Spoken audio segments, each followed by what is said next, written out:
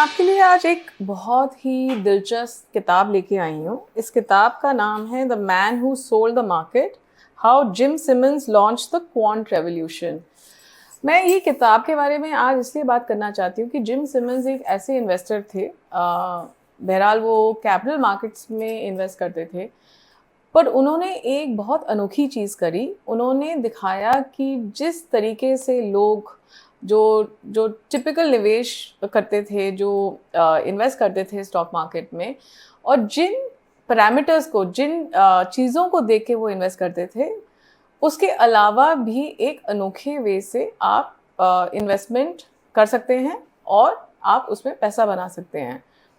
तो मैं ये कहना चाहती हूँ, मैंने ये बात अपने ब्लॉग्स में भी लिखी है कि अलग तरीके से सोचना, जिसको अंग्रेज़ी में हम कॉन्ट्रेरियन थिंकिंग कहते हैं, वो बहुत ज़रूरी है। बिकॉज़ जब आप कुछ बहुत अलग तरीके से सोचते हो, तब आपको दुनिया सलाम भी करेगी और पैसा भी आपके कदम चूमेगा।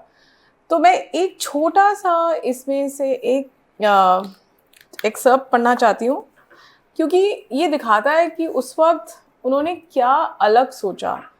आज के ज़माने में क्वांट, बहुत लोगों को पता है क्वांट ट्रेडिंग, बट उस वक़्त ये बिल्कुल अलग अनोखी चीज़ थी। तो मैं अंग्रेज़ी में पढ़ूँगी, पर मैं उसके बाद थोड़ा-सा उसका संक्षेप में आपको बताऊँगी कि ये क्यों ज़रूरी है। तो मैं ये बोलना चाहूँगी कि इन्होंने जिम सिमंस से एक पेपर करा था, उसमें उन्होंने बोला कि सिमंस के साथ उनके साथी भी थे। तो ये पैराग्राफ यहाँ से शुरू होता है। Simons and his colleagues ignored the basic information most investors focus on, such as earnings, dividends, and corporate news. What the code breakers termed the fundamental economic statistics of the market. Instead, they proposed searching for a small number of macroscopic variables capable of predicting the market's short-term behavior.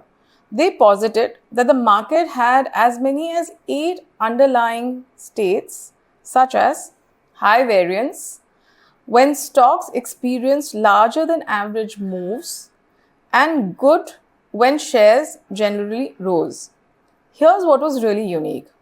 The paper didn't try to identify or predict the states using economic theory or other conventional methods, nor did the researchers seek to address why the markets entered certain states.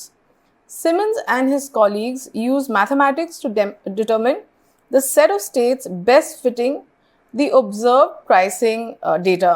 Their model then made its bets accordingly. The whys didn't matter. Simmons and his colleagues seemed to suggest just the strategies to take advantage of the inferred states. कहने का मतलब ये है कि उस वक्त जो economic theory पे लोग शेयर बाज़ार में पैसा लगाते थे कि कंपनी कैसा कर रही है, उस कंपनी का जो मार्केट साइज़ है वो क्या है, मैनेजमेंट कैसी है, और सिमंस का ये भी कहना था कि ये इससे कोई फ़र्क नहीं पड़ता कि क्यों ये सब होता है, बट वो जो हो रहा है उसको समझ के और उस स्ट्रैटेजी का फ़ायदा उठाकर आप बहुत अच्छे पैसे शेयर बाज़ार में बना सकते हो। तो उस वक्त इनकी ये जो सोच था वो बिल्कुल अलग था। तो जब स्टार्टअप फाउंडर्स अपने बिज़नेस के बारे में सोचते हैं, कस्टमर को के पास कैसे पहुँचे, इन बारों में सोचते हैं, तो सब कहते हैं अरे परफॉर्मेंस मार्केटिंग बहुत महंगा हो गया है। पर बहुत सारे तरीके होते हैं अपने कस्टमर्स तक पहुंचने के लिए। तो अगर आपको कुछ बड़ा और यूनिक और कुछ अजूबा करना है दुनिया में, तो आप जिम सिमंस की तरह सोचिए, बिल्कुल अलग सोचिए।